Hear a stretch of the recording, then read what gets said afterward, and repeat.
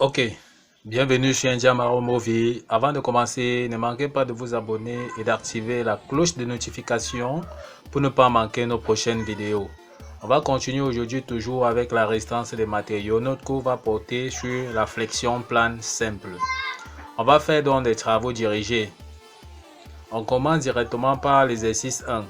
Poutre sur deux appuis simples et chargés uniformément avec une charge repartie Q égale à 10 newtons par millimètre. On peut donc observer la poutre. Ok, on voit donc la charge repartie qui est sur la distance AC.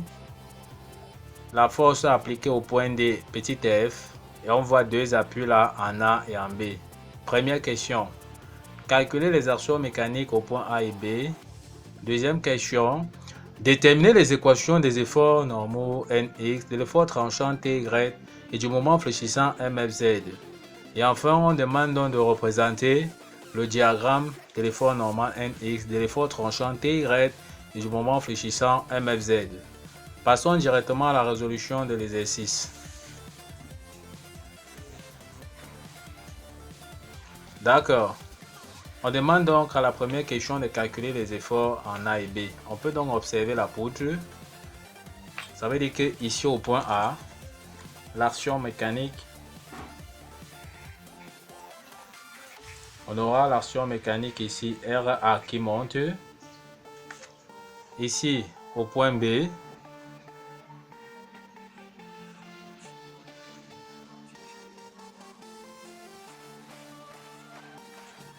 on aura également l'action mécanique RB qui monte car on voit bien les appuis sont en bas. Donc du coup l'action mécanique des appuis sur la poutre monte. Ok, on passe donc à la résolution de la première question.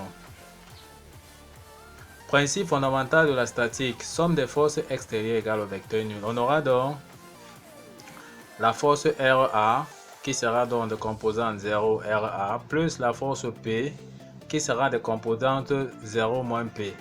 Or, la charge repartie sera concentrée au milieu de AC. Donc ici, au niveau de AC, le poids de la poutre sera concentré au milieu de la zone où il y a la charge repartie. Donc ici, on a le point G. Le poids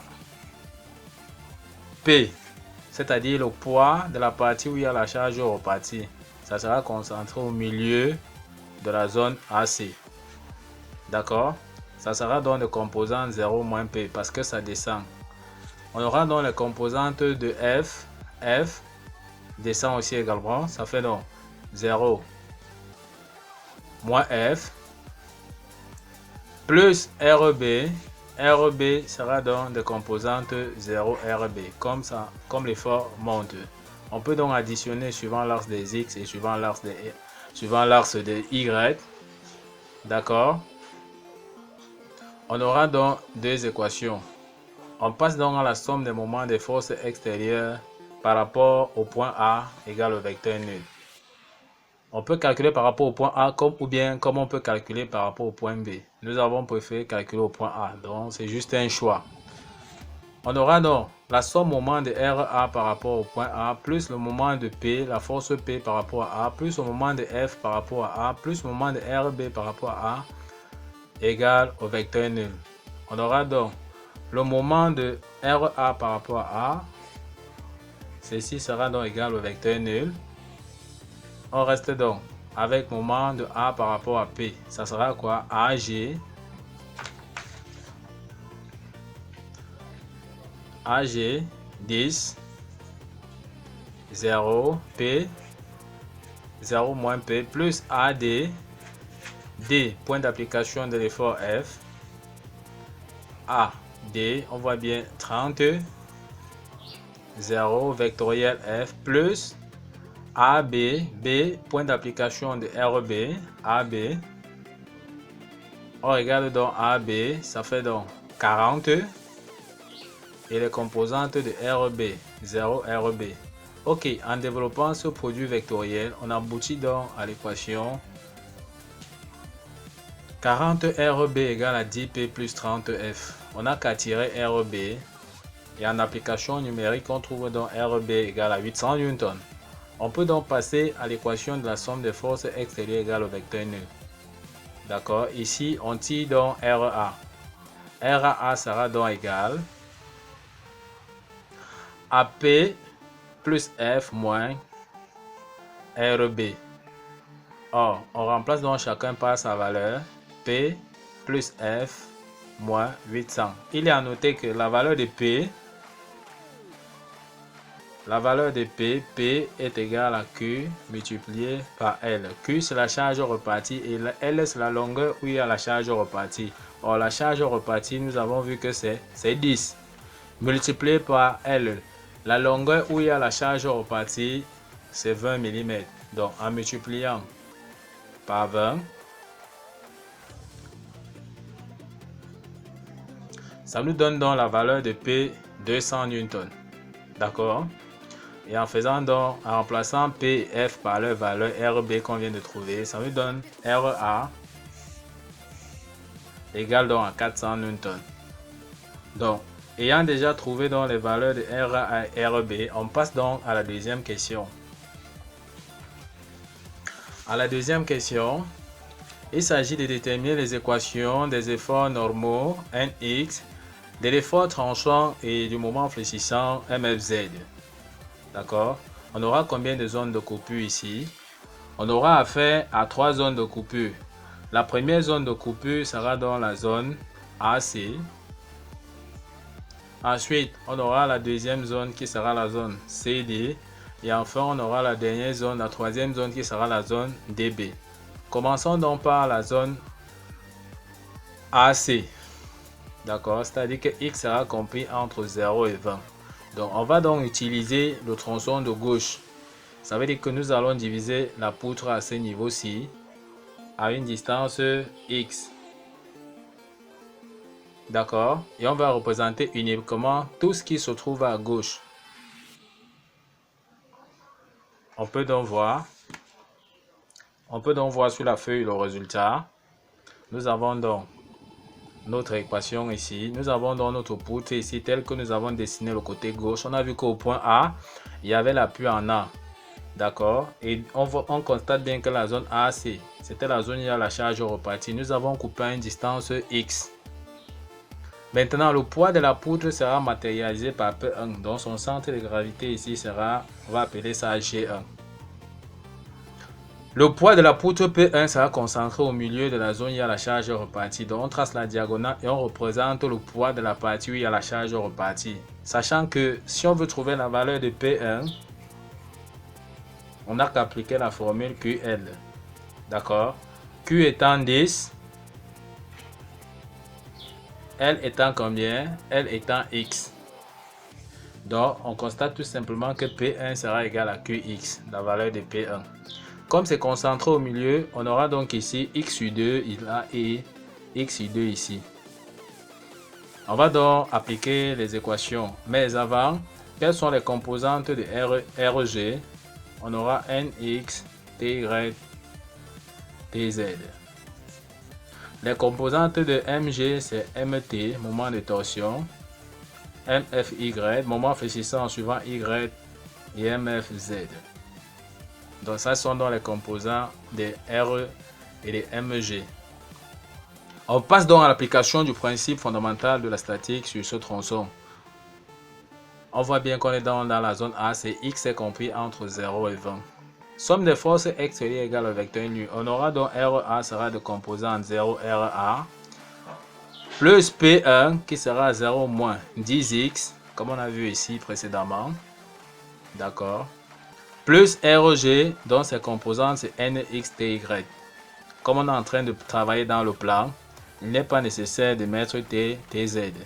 En tirant donc on a la valeur de NX et on a la valeur de TY qui est égale à 10X moins 400 Newton. On passe donc à la somme des moments des forces extérieures par rapport au point G égale au vecteur nul. On aura donc moment de RA par rapport au point G plus moment de P1 par rapport au point G plus MG égale au vecteur nul. on aura donc moment de RA par rapport au point G sera donc égal à GA. Lorsqu'on regarde la figure GA, on aura donc moins X 0 vectoriel RA, la valeur de RA, plus G1.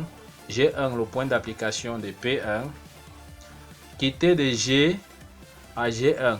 On a vu que la poutre, la charge repartie est concentrée au milieu. Donc quitter de G à G1, on voit que ça sera négatif et distant de moins X sur 2.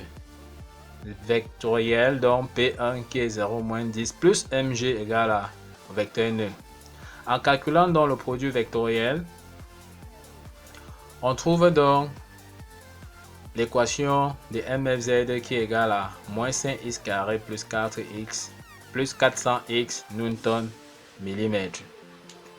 D'accord?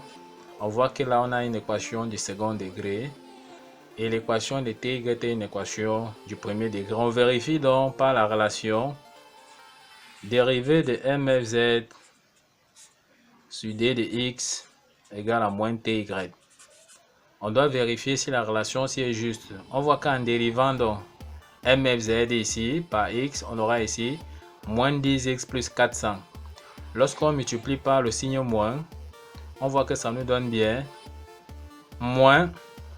On voit que ça nous donne bien 10x moins 400. On voit que la relation dérivée du moment fléchissant par rapport à z est égale à moins, par rapport à x est égal à moins ty. Donc la relation est donc vérifiée. On passe donc au prochain tronçon qui est le tronçon CD.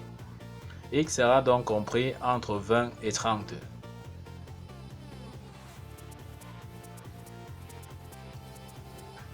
Ok, donc on continue donc avec le tronçon CD. D'accord, X sera donc compris entre 20 et 30. On peut donc observer la poutre. On est maintenant dans le tronçon CD. Donc on va couper ici. D'accord, à une distance X. On doit représenter le tronçon de gauche. En représentant donc le tronçon de gauche, voilà ce que la poutre nous donne. Et on représente tout simplement les actions mécaniques.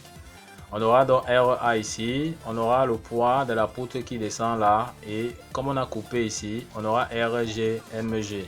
D'accord?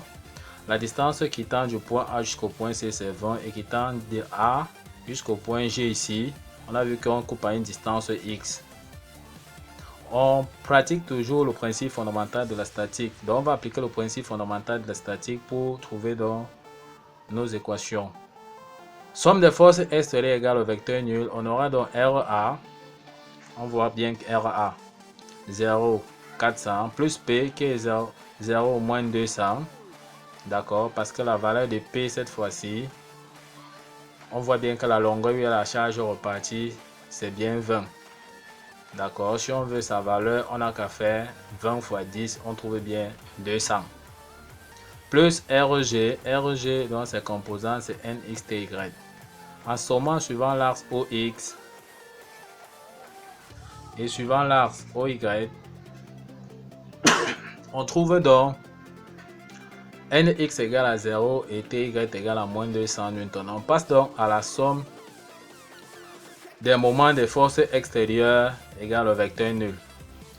On calcule donc moment de RA par rapport au point G plus moment de P par rapport au point G plus MG égale au vecteur nul. Donc calcule le moment par rapport à tous ces efforts-ci que nous avons vu là sur la poutre.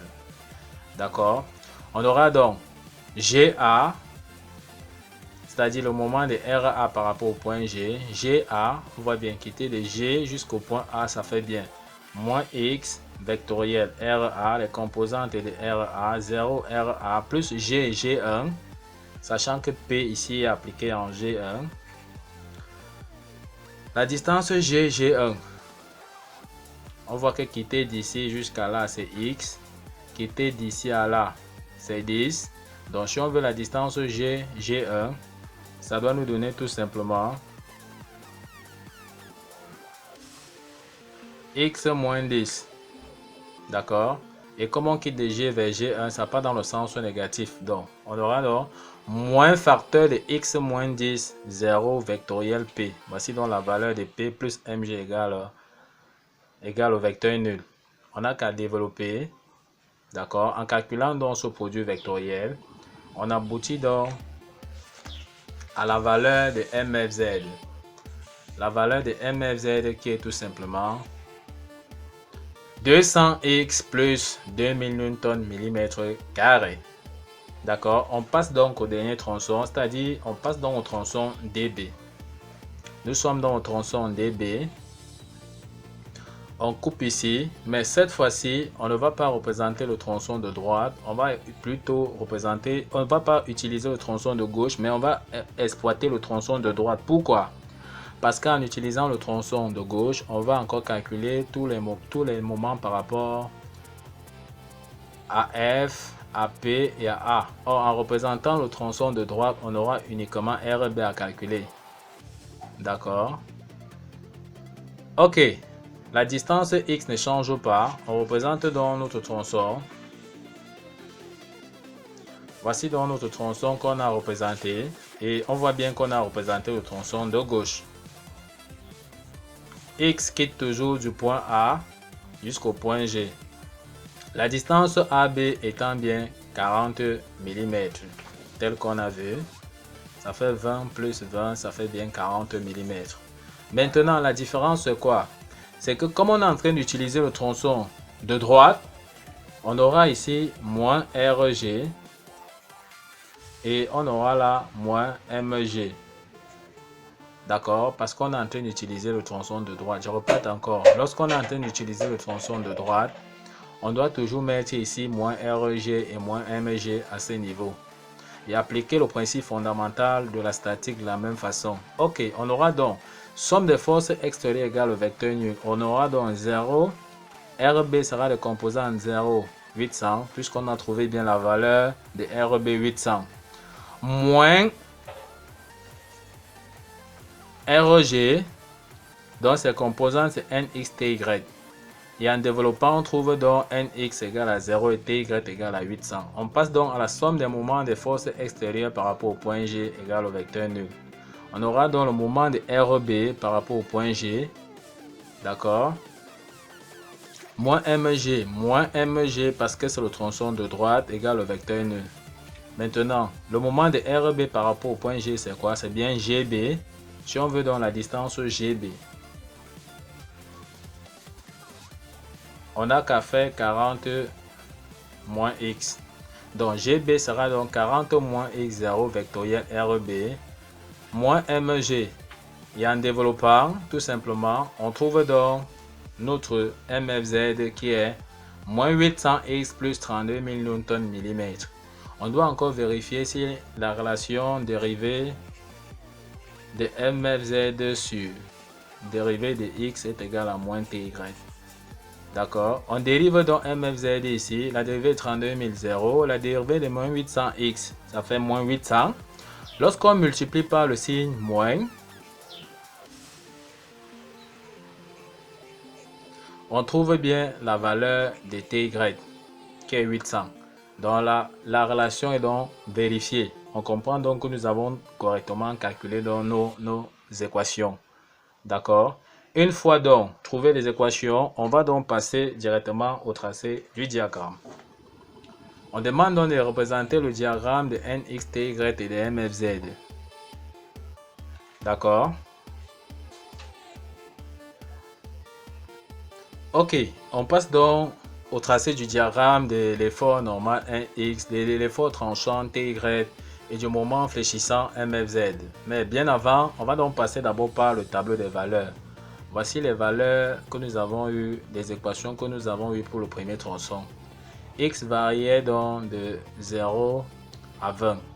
On trace donc notre petit tableau là. Ici, on aligne NX, TY, MFZ. X variait de 0 à 20. D'accord. Or, l'équation de MFZ ici, dans le premier tronçon, était une équation du second degré. On sait bien que pour représenter une équation du second degré, il va falloir calculer la dérivée et trouver le point qui annule la dérivée. D'accord, c'est-à-dire trouver l'extrémum. On dérive donc MFZ et on fait égal à 0. En dérivant, on a bien moins 10x plus 400 égale à 0. Donc x est égal à 40. Donc la dérivée s'annule à 40. On vient donc mettre la valeur de 40 dans notre tableau. D'accord. Ok, on remplit tout simplement. nx vaut déjà 0, donc ça vaut 0, 0. Ty, c'est 10x moins 400. En remplaçant par 0, par 20 et par x par 0, par 20 et par 40, on trouve donc moins 40. On voit bien que si on remplace ici x par 0, il reste bon moins 40. En remplaçant x ici par 20, on trouve bien moins 200. Et en remplaçant x par 40, on trouve 0. D'accord? On remplace donc dans l'équation de mfz x par 0, par 20 et par 40. D'accord? Et ça nous donne donc pour x égale à 0, 0. Pour x égale à 20, ça nous donne 6000. Et pour x égale à 40, ça nous fait 8000. On fait la même chose pour le prochain tronçon. Voici ces équations ici de nx, ty, mfz. Nx vaut 0, donc c'est une valeur constante. Ça ne varie pas, donc on met 0, 0. Ty ici est constante, négatif, moins 200. Donc on en met ici moins 200, là moins 200, d'accord. Il n'y a pas de x à côté. Maintenant pour mfz, on a l'équation de mfz telle qu'on voit. On remplace x par 20. Ça nous donne combien? 6000. On remplit ici et on remplace x par 30. Ça nous donne combien? 8000. On vient donc remplir dans le tableau. On fait la même chose pour le dernier tronçon db dont x variait de 30 à 40. On met donc 30 à 40 ici. On met nx, ty, mfz. D'accord. Nx vaut toujours 0. On remplace là par 0, 0. La valeur de ty ici là c'est 800 newton. Donc c'est une valeur constante. Donc pour x égale à 30, on aura toujours 800 et pour x égale à 40, toujours 800. On remplace mfz par 30, x dans l'équation de mfz, x par 30 et x par 40. En plaçant x par 30, qu'est-ce que ça nous donne? Ça nous donne donc 8000, tel qu'on peut le voir là. Et en remplaçant par 40, ça donne donc 0. D'accord. Pour conjuguer, on va se fixer une échelle. On donne donc l'échelle de ty 0,5 cm pour 200 Newton. mfz 0,5 cm pour 1000 Newton mm. D'accord. On peut donc passer tout simplement au tracé du diagramme. On dessine donc notre poutre tel que c'était sur le dessin. D'accord. Comme on peut le constater. Tout simplement. On prend donc notre tableau de valeurs. On a vu que pour x égale à 0, nx valait 0. Pour x égale à 20, 0. Pour x égale à 40, 0. Donc l'équation de nx, tout simplement, ça vaut 0, 0. On passe donc à l'équation de ty. Pour x égale à 0, ty égale à moins 400. Donc, d'après l'échelle, on sera donc à moins 400. Donc voici moins 400 ici. Ça va nous faire donc moins 1 cm. Maintenant, pour x égale à 20, ty égale à moins 200. Ty égale à moins 200. Donc on sera ici. D'accord. On peut donc tracer ty dans ce tronçon.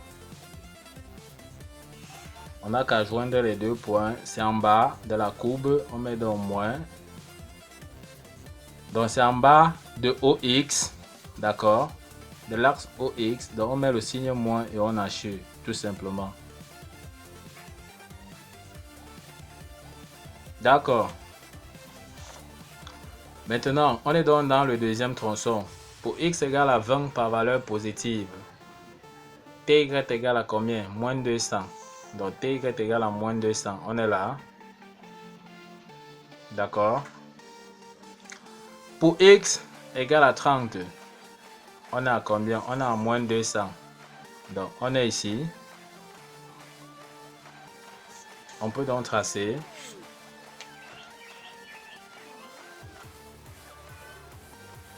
On met dans le signe moins.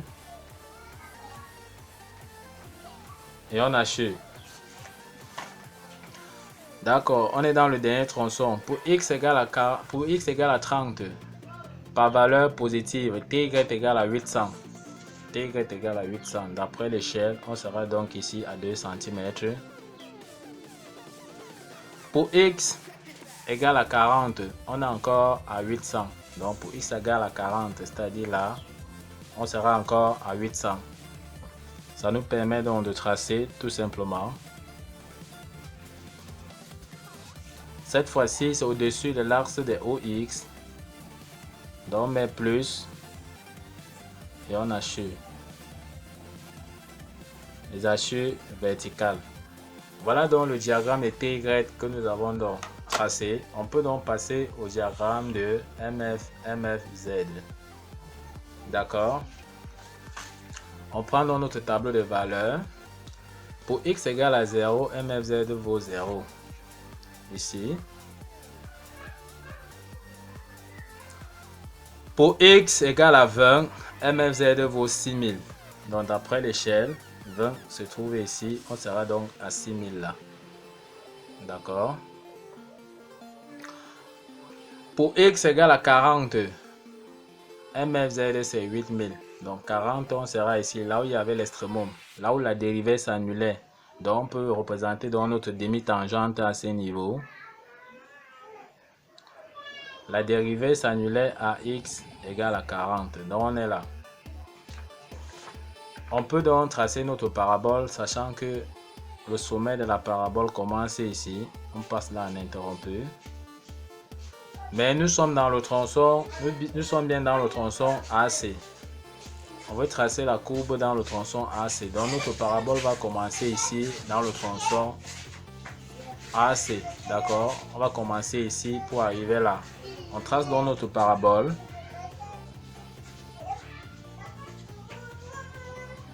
On constate bien qu'ici, on a là en interrompu jusqu'à atteindre l'extrémum où x était égal à 40. D'accord? MFZ c'était 8000. On continue. Deuxième tronçon. Pour x égale à 20 par valeur positive, MFZ c'est 6000. On est ici à 6000, tel qu'on le voit. Pour x égale à 30, MFZ c'est combien? MFZ c'est 8000. Pour x égale à 30, MFZ c'est 8000. Donc,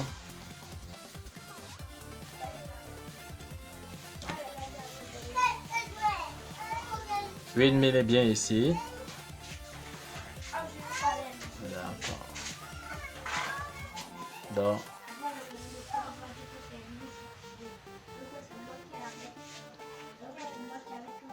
ok. C'est au-dessus de l'axe OX. On met donc plus. Et on hachure tout simplement.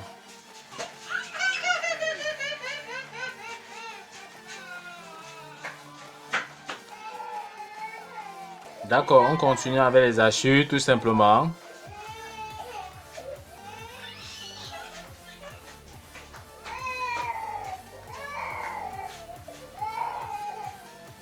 D'accord, on est déjà au dernier tronçon. Ça dit le tronçon DB. Pour x égale à 30 par valeur positive, on est donc à 8000. 8000, on est là.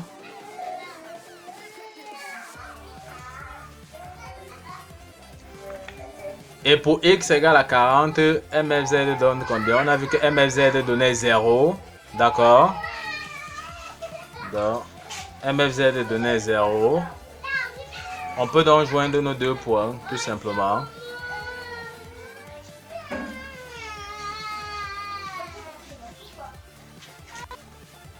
On est bien au-dessus de l'axe OX. Donc, on peut donc mettre tout simplement là le signe plus. Et on hachure tout simplement de la même façon.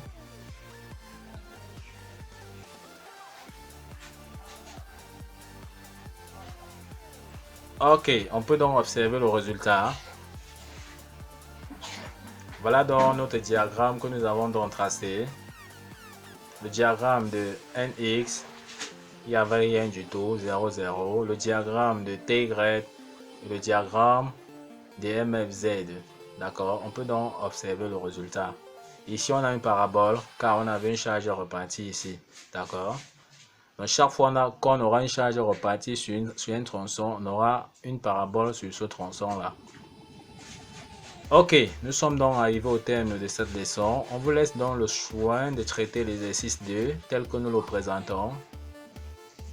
Il y a la poutre là en appui en A et B. Il y a une charge repartie ici appliquée au point C et au point D. On demande donc de résoudre les mêmes questions que nous avons donc traitées précédemment. Donc calculer les efforts en A et en B. Donner les équations de nx, ty et mfz et de tracer aussi également la courbe de l'effort normal, de l'effort tranchant et du moment fléchissant. Sur ce, nous vous remercions donc d'avoir suivi la vidéo de bout en bout. Ne manquez pas de vous abonner pour ceux qui ne sont pas encore abonnés à la chaîne pour ne pas manquer nos prochaines vidéos. À bientôt!